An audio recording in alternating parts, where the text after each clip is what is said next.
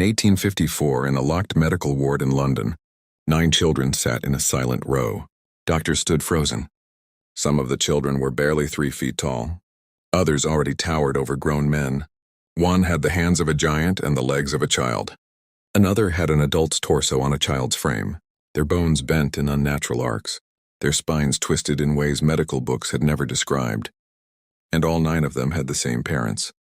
Their mother was a dwarf barely 3 feet tall. Their father was a 7-foot enslaved giant. Victorian doctors would later write that what they saw that night should not have been possible under any known law of nature, but it had happened. And the truth of how it happened was buried for more than a century. Because these children were not born in a laboratory, they were born in chains. What most people were told was that this was a medical curiosity, a strange family, a freak accident of nature, a harmless oddity of the 19th century. That was a lie. The doctors who examined these children wrote private letters filled with fear. One surgeon warned that if the truth of their conception ever became public, it would shake the moral foundations of the empire. Why would the birth of 9 children threaten the British Empire? What was done to their parents behind locked doors? Why were official birth records altered? And why did 4 of these children vanish from history without graves? Death certificates or burial records? What they didn't know then, and what the world still barely understands now, is that this family was not a miracle of love. It was the result of ownership. This story begins not with romance, but with a transaction. Before we go any further, tell me in the comments what state or country you're watching from. Because this story crosses oceans, empires, and moral boundaries in ways that still matter today. And ask yourself this: if 2 human beings are legally considered property, who owns their children? London, 1854. The city breathes through smoke. Coal fires burn day and night, coating brick walls in black soot. Horse hooves strike wet cobblestone in relentless rhythm. The Thames moves thick and gray beneath iron bridges, carrying waste, secrets, and the discarded evidence of an empire at its peak. Britain rules nearly a quarter of the known world. Its ships choke the harbors of Africa, the Caribbean, India, and the Americas. Its wealth flows inward in rivers of sugar, cotton, ivory, and blood. Slavery is officially outlawed within British territory, yet human beings are still bought, sold, bred, and transported through legal loopholes, private contracts, and exotic exhibitions. In the shadows of respectability, the trade never truly stopped. In the autumn of 1853, a sealed merchant vessel arrives at the port of London from Bridgetown, Barbados. On the manifest, the cargo is listed as livestock, sugar barrels, and 1 special delivery for private exhibition. No name, no description, only a crate marked with red chalk, handle with care. Dock workers would later swear the crate moved. Inside was a man later recorded only as Isaac. He was nearly 7 feet tall.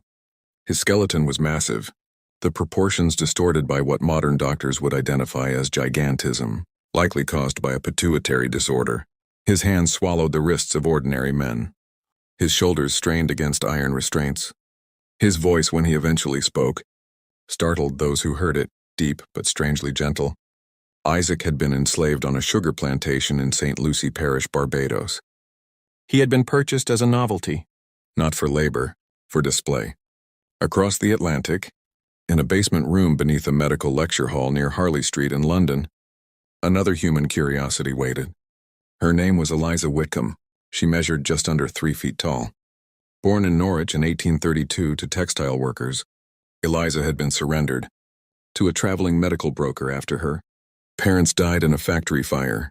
By the age of 12, she was being exhibited in lecture theaters, sideshow halls, and private gatherings of gentlemen who paid to inspect her body like a specimen preserved in glass. Doctors classified her as a true dwarf.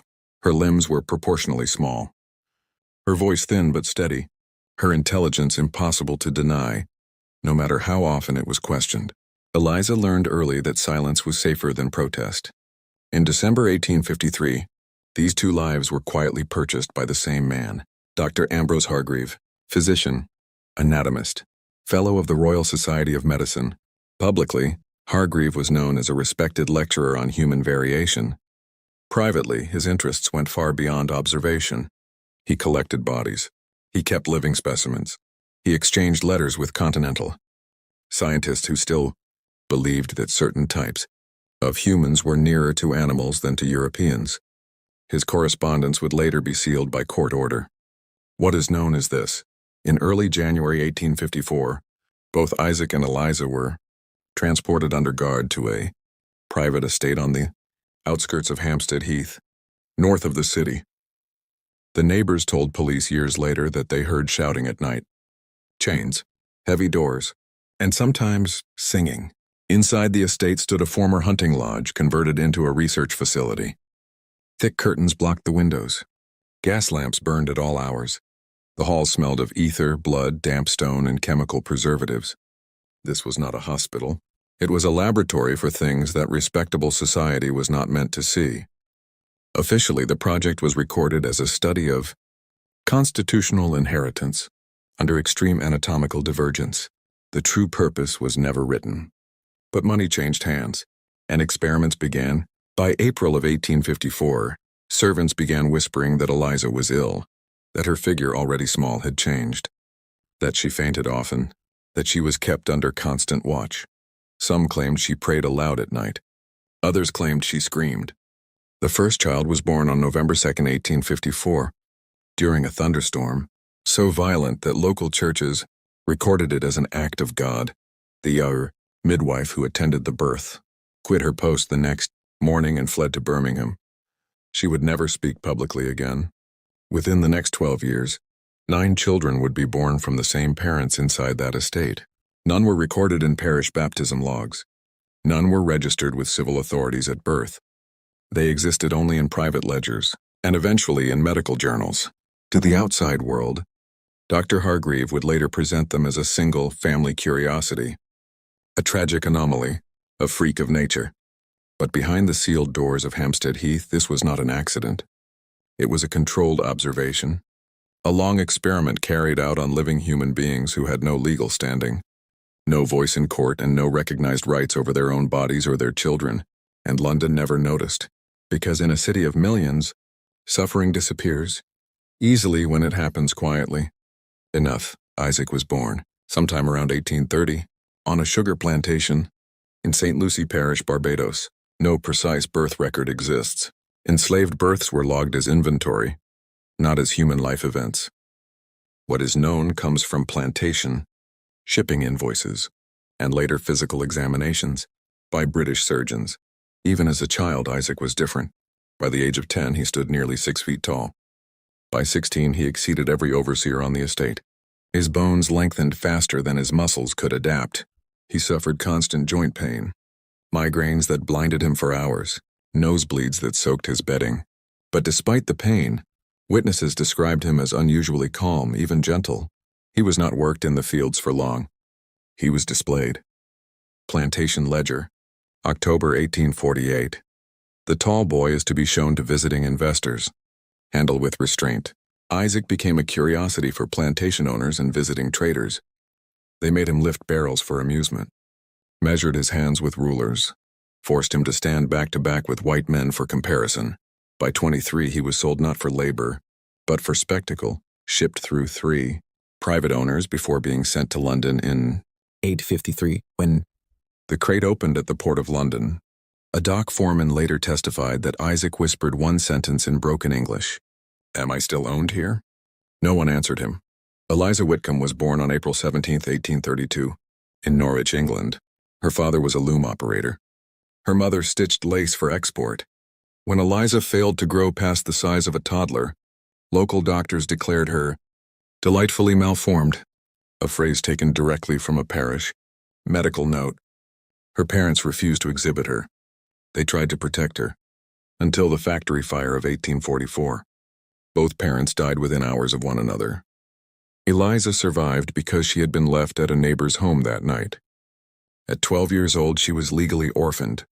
Within 6 months, she was signed over to a medical broker operating out of Yarmouth Fair, one of England's largest traveling exhibition circuits. From that point forward, Eliza belonged to contracts. She was displayed on small velvet platforms, introduced as the perfect miniature woman.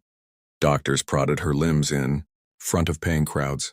Gentlemen asked if she could read. She answered them in full sentences. This unsettled them. By 16, she was leased to medical lectures in London. By 21, she belonged to Dr. Ambrose Hargreave. In his private intake notes, he wrote only 2 lines. Subject EW anatomically complete. Intellect intact. Highly compliant. Dr. Ambrose Hargreave was born in 1809 in Bath, the son of a naval surgeon. He studied at St. Bartholomew's Hospital Medical College, where he built his reputation dissecting cadavers that arrived in the middle of the night from the city's resurrection men. By 1845, he was lecturing on human divergence to packed halls of young surgeons. He argued that extreme physical traits could reveal the hidden mechanics of inheritance. Publicly, his language was cautious. Privately, it was not. In a sealed letter recovered during the 1876 inquest review, Hargreave wrote, "Symmetry is an illusion. True nature is revealed only by the grotesque." He believed certain bodies existed for study alone, and he had the money to acquire them. Hargreave's estate near Hampstead Heath was funded by private investors, men whose names were later scratched from legal records. The facility was not registered as a hospital. It was classified as a private anatomical residence, a legal gray zone that allowed him to bypass parish oversight. Matron Agnes Bell, the woman assigned to Eliza and later the children, had trained as a nurse in Edinburgh. She arrived at the estate in 1854 and stayed for 14 years. Her private diary, discovered in 1891 in a boarding house trunk, provides the only surviving emotional account of what happened inside. On February 11, 1855, she wrote, "The woman is not a patient. She is a vessel. They speak of her as soil speaks to seed." Agnes would later attempt to smuggle one of the children out of the estate. She would fail. The dynamic between Isaac and Eliza was never recorded as emotional, only functional. But fragments survive. Eliza was heard asking Isaac in the garden one afternoon in 1856, "Do they own you as they own me?" Isaac's reply was recorded by a servant standing nearby. "They own what my body can make, not what I think." Neither of them consented. Neither of them had legal power to refuse. They were property, and their bodies were being used to answer a question no one had the right to ask. How does extreme difference reproduce? What passes on? What remains? And what breaks? The second pregnancy was confirmed in the spring of 1856. By then, the estate at Hampstead Heath had fully transformed. Additional guards were hired. Windows were sealed with iron shutters. The garden where Isaac once walked under supervision was closed entirely. Eliza was moved from the servants' wing into a locked medical chamber adjacent to the delivery room. This time there would be no outside midwife. Dr. Hargreave handled everything himself. The second child was born on December 18, 1856. Unlike the first, this infant survived only 7 hours. The autopsy report listed cardiac imbalance due to skeletal disproportion. The body was preserved in alcohol and stored beneath the anatomy hall. Isaac was not told. Eliza was told the child had gone to God. What they didn't know was that the wee estate now possessed 2 bodies for study instead of 1.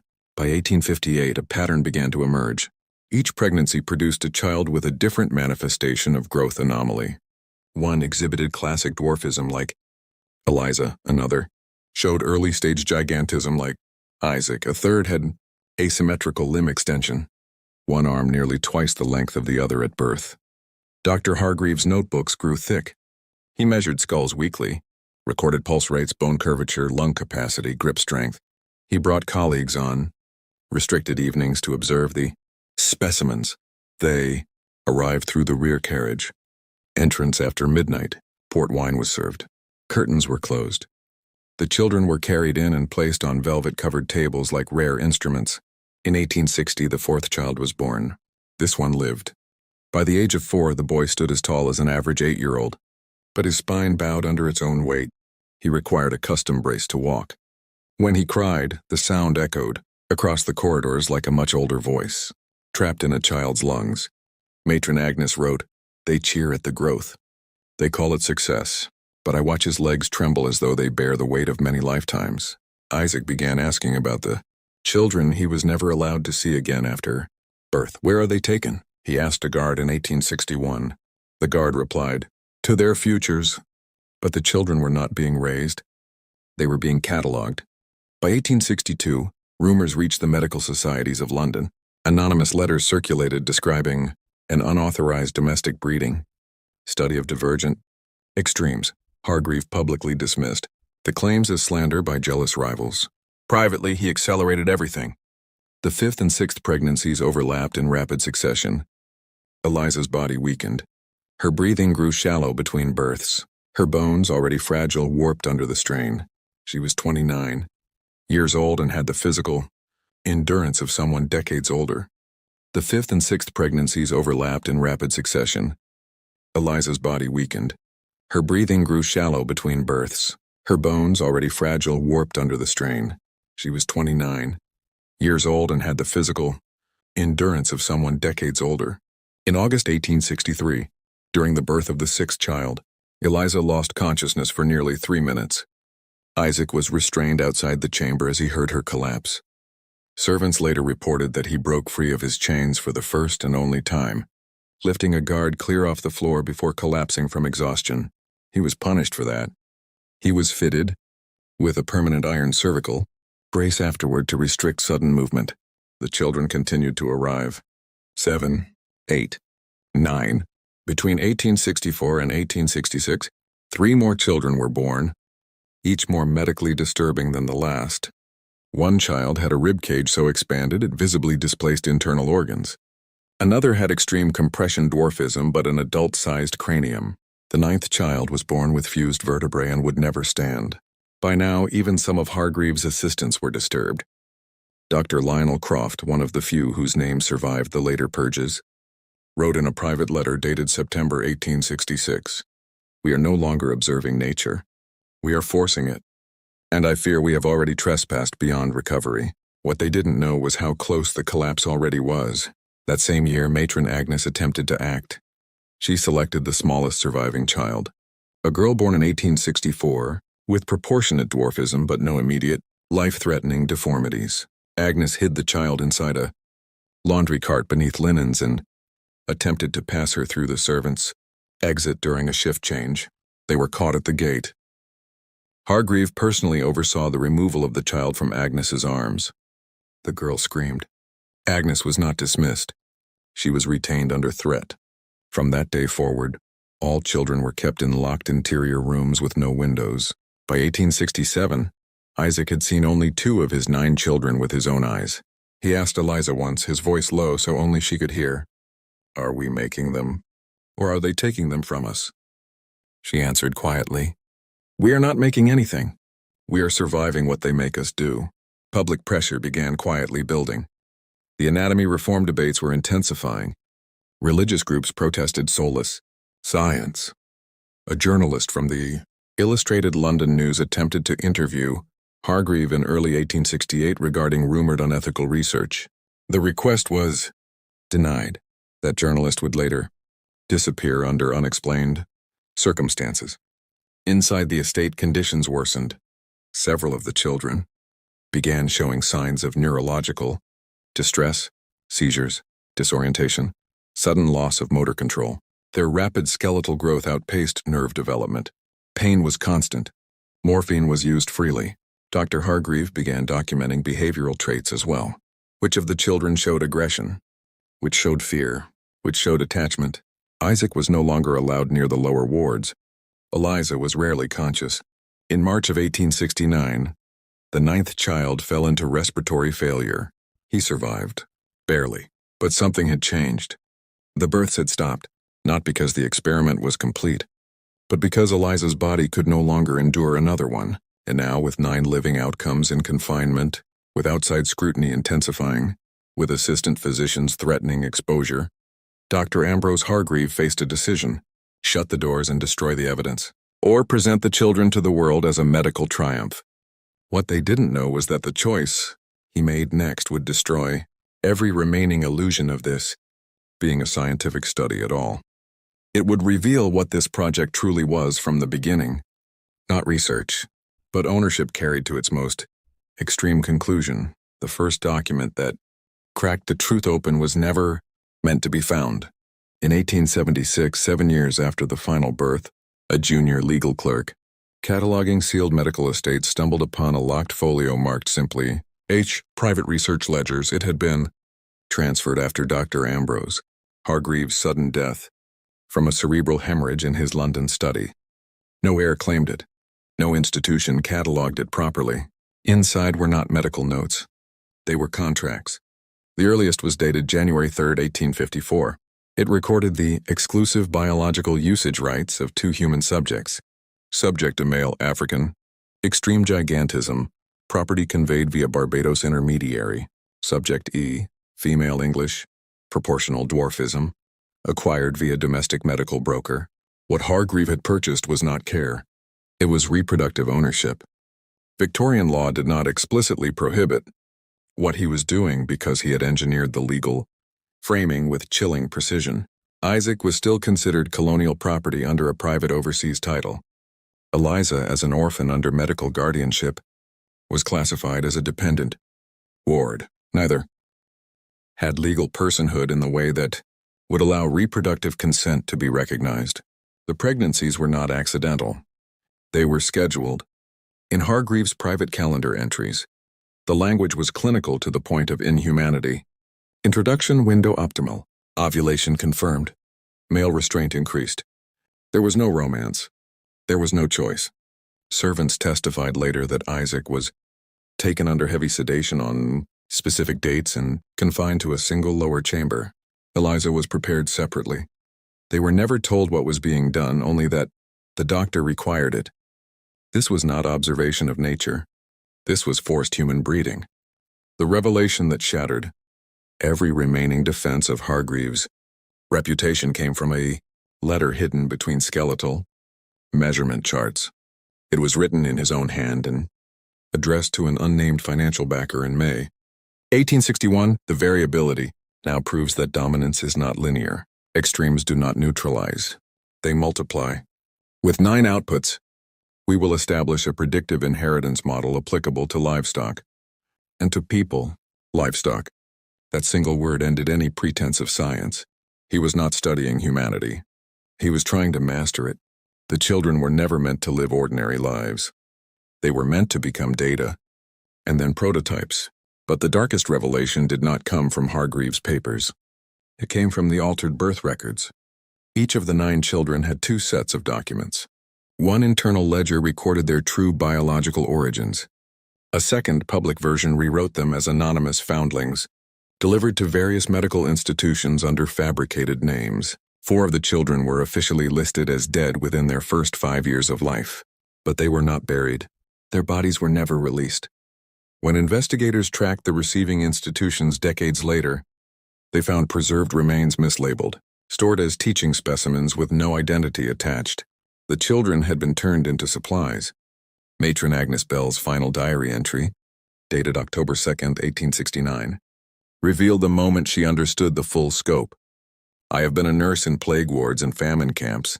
I have seen men rot alive, but I have never seen ownership carried so far forward into the unborn. She attempted once more to intervene, this time not with a child, with the truth. Agnes copied portions of Hargreaves' ledgers and attempted to deliver them to a junior barrister associated with early human rights advocacy. The meeting was arranged under the pretense of a charity clinic inspection. She never arrived. 2 days later, her boarding room was found empty. No blood, no struggle. All personal possessions left behind except the copied documents. Her employment file was stamped, resigned, no further record. For decades, that false stamp suffocated the truth, but not completely, because one assistant survived long enough to speak. Dr. Lionel Croft, the same physician who had written warnings in 1866, fled to Nova Scotia in 1871. On his deathbed in 1893, he confessed to a local magistrate that Hargreaves' work had involved deliberate reproductive coercion of disabled captives. His testimony was quietly sealed, but it did not erase the records. It confirmed them. And then came the final revelation. What happened to Isaac and Eliza? Isaac died in February 1870 of massive organ failure. His autopsy showed that his heart had enlarged beyond its functional limits. Chronic restraints had damaged his cervical spine. He died chained to a bed designed for observation. Eliza did not die in childbirth, as was previously recorded. She lived. For 3 more years, her pelvis had been permanently destroyed. Her breathing was compromised. She asked for her children every day. The official medical file recorded her as emotionally uncooperative. In reality, she was resisting the final phase of the project, because Hargreave had planned to repeat the process using the surviving children once they reached puberty.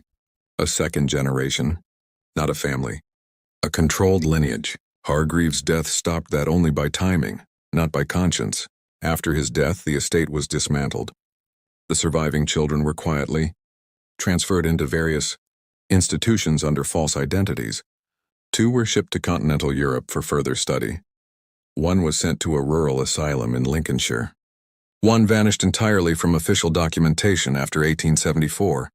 Eliza died in June 1873. Her death certificate listed the cause as constitutional weakness. No mention of 9 pregnancies. No mention of captivity. No mention of consent. What they didn't know, what the public would not learn for more than a century, is that Hargreave's work was never isolated. It was part of a broader underground network of Victorian researchers who believed that selective human breeding could be engineered just as reliably as horses or cattle. No manifesto was published, because they were not proud of it. They were afraid of it, afraid that the public would see what science had become when profit, obsession, and ownership merged. The children were not anomalies. They were outcomes. They were proof of concept. And once that truth surfaced in fragments across sealed archives, medical journals, and forgotten testimony, one final question shattered everything historians thought this case had been. If this could happen once, quietly, within sight of London, how many others never left a paper trail behind at all? When Dr. Ambrose Hargreave died in 1870, the estate at Hampstead Heath did not close publicly. It vanished administratively. Within 6 weeks, every window was unshuttered. The iron gates were removed. The scientific equipment was distributed to private collections. The lower wards were stripped bare. What could not be relocated was destroyed in the furnace beneath the anatomy hall. Official filings described the estate as decommissioned for financial reasons. No inquiry was announced. No headlines were printed. But the people inside the walls did not simply disappear. They were redistributed. In reality, they were living evidence. One boy, listed in internal records as Subject 4, was sent to the St. Bartholomew's Chronic Deformity Ward under the name Thomas Reed. He lived for 12 more years. Nurses recorded his intelligence as remarkable. He learned to read fluently by age 8. He asked repeatedly why his reflection looked wrong compared to other boys. He died in 1882 after his spine collapsed during sleep. His skeleton was catalogued for teaching. Another child, a girl with proportionate dwarfism and no cognitive impairment, was sent to a private orphanage in Kent under the name Margaret Hill. She survived into adulthood. She worked as a seamstress, married briefly, never had children. The surviving children, of 5 of the original 9 by this point, and were quietly transferred to institutions under fabricated identities between 1870 and 1874. Each child was given a new surname, new birth dates, new places of origin. On paper, they became orphans with no traceable past. In 1911, census records show her living alone in a rented room, age listed inaccurately as 40 when she was in fact 47. She never knew who her parents truly were. She died without knowing she had 8 siblings. One of the boys, the child with fused vertebrae, was transferred to the Lincolnshire County Asylum in Dusher. 1871. The intake notes described him as congenitally incurable. He was kept mostly sedated. Visitors were not allowed. He died in 1879. No burial record remains. 2 children were shipped to private medical collectors in Hamburg and Vienna. Their names do not appear again in British records after 73 later. Catalogues in European anatomical museums list unidentified British congenital specimens acquired in the 1870s. Those remains are still believed to exist. Unidentified and unclaimed. The disappearance of matron Agnes Bell was never investigated. Her superiors accepted the resignation stamp placed in her file without question. Boarding house owners testified years later that she had been frightened in the weeks before she vanished, that she spoke of children being grown for study like crops. But no missing person report was ever filed. She was a working-class woman. Her absence made no noise in official circles. Dr. Lionel Croft, living in Canada under assumed quiet practice, attempted to publish a restricted, ethical essay in 1874 warning of coercive anatomical reproduction. The paper was rejected without explanation. 2 colleagues advised him privately that continuing this line of inquiry would place him in professional danger. He never wrote on the subject again. Publicly, the world moved on. Medical exhibitions continued. Human curiosities were still displayed in controlled environments. Genetics began to emerge as a formal science by the turn of the century. But one thing changed quietly behind the scenes. By 1875, several London medical teaching hospitals introduced new consent frameworks for living anatomical subjects. The reforms were never officially traced to Hargreave, but the timing was not coincidental. The language in those early ethical guidelines included a phrase never used before: voluntary bodily participation. It was not justice, but it was the echo of a crime finally recognized internally. And what of the empire? The private investors who funded Hargreave's work were never exposed publicly. Their names were removed from surviving contracts. Several held titles. 2 later received knighthoods. One became a colonial administrator. The money that financed the experiment never faced scrutiny. Neither did the broader network that enabled it. The final quiet consequence arrived decades later. In 1924, a junior archivist at St. Bartholomew's discovered mismatched skeletal catalog numbers while reorganizing the pathology vault. Several specimens bore growth patterns identical to those sketched in Hargreave's surviving notebooks that were not supposed to exist. She flagged the discrepancy. Her report was absorbed into the institutional review process. The samples were relabeled. The trail disappeared again. Official history remained clean. No scandal. No reckoning.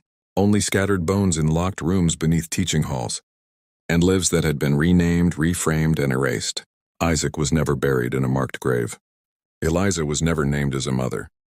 Their children died as specimens, not as sons and daughters, and the public never knew that one of the most extreme human curiosities of the Victorian-era was not born of strange love or natural anomaly, but of deliberate reproductive captivity, hidden behind academic respectability.